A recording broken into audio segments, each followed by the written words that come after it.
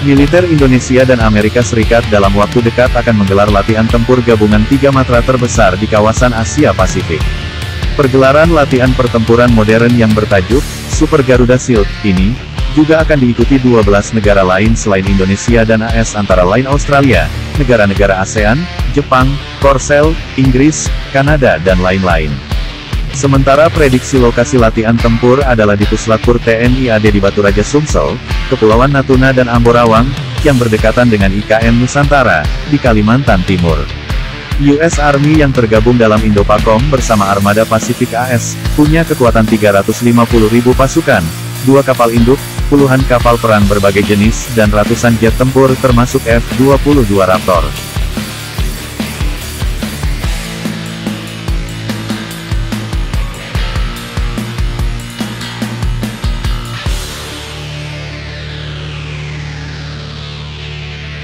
Dilansir dari analisis alutsista.blogspot.com, awal Agustus tahun lalu Indonesia dan AS melakukan latgab khusus matra darat di 3 lokasi sekaligus, yaitu di Sumsel, Kaltim, dan Sulut dengan mengerahkan 5.000 pasukan airborne kedua negara.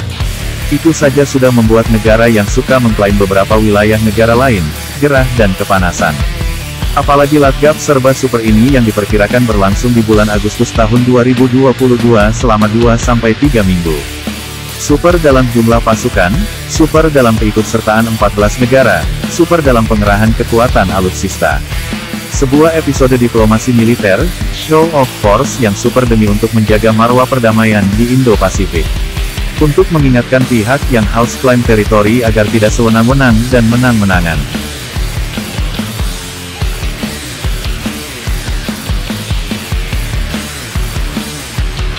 Komando Indo-Pasifik AS, baru saja menyelesaikan latihan tempur dengan militer Filipina di pekan pertama April tahun 2022.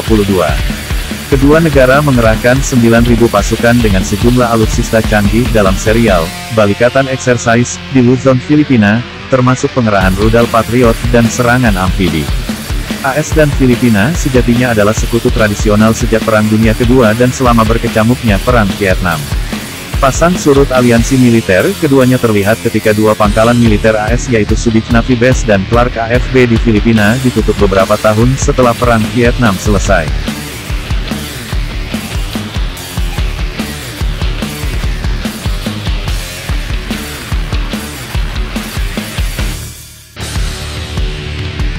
Menuju latgab Super Garuda Shield ke-16 yang menjadi latgab terbesar di Asia Pasifik, militer Indonesia saat ini sedang mempersiapkan mobilitas berbagai jenis alutsista untuk digerakkan secara cepat.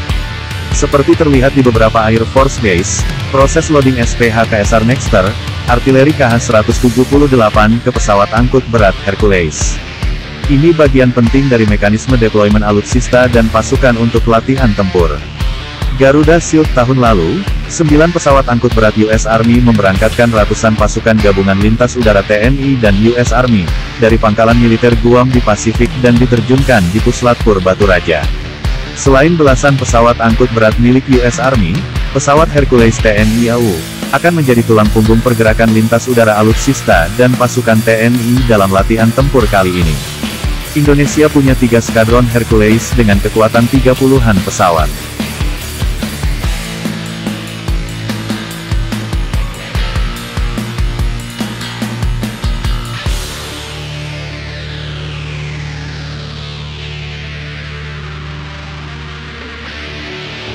Alutsista TNI yang akan ditampilkan pastilah yang setara dengan manajemen pertempuran modern. TNI AD 2 tahun terakhir ini sudah punya BMS, Battle Management System.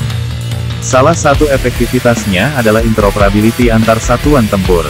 Maka dalam setiap latihan tempur, TNI AD menyertakan satu brigade tim pertempuran yang terdiri dari batalion infanteri, artileri, kavaleri, arhanut dan penerbat.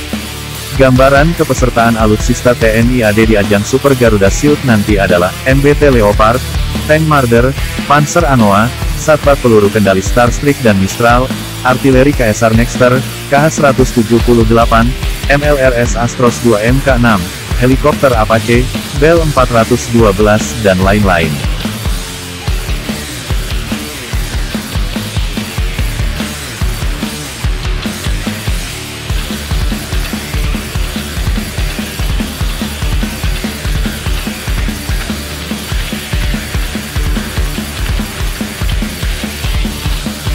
Sementara kapal perang TNI AL dan pasukan marinir akan bergabung bersama kapal perang AS, melakukan operasi pertempuran laut dan operasi serbu pantai. KRI Marta Dinata Class, Bung Tomo Class, Diponegoro Class, LPD Makassar Class dan LST Bintuni Class akan berperan aktif melakukan operasi gabungan, berbagi strategi dan taktik bersama kapal perang Armada Pasifik AS dan negara lain. Serial latihan operasi serbu pantai menjadi salah satu yang paling menarik karena melibatkan kapal perang Striking Force, kapal angkut pasukan, tank amfibi dan pasukan marinir dengan dukungan jet tempur dan helikopter.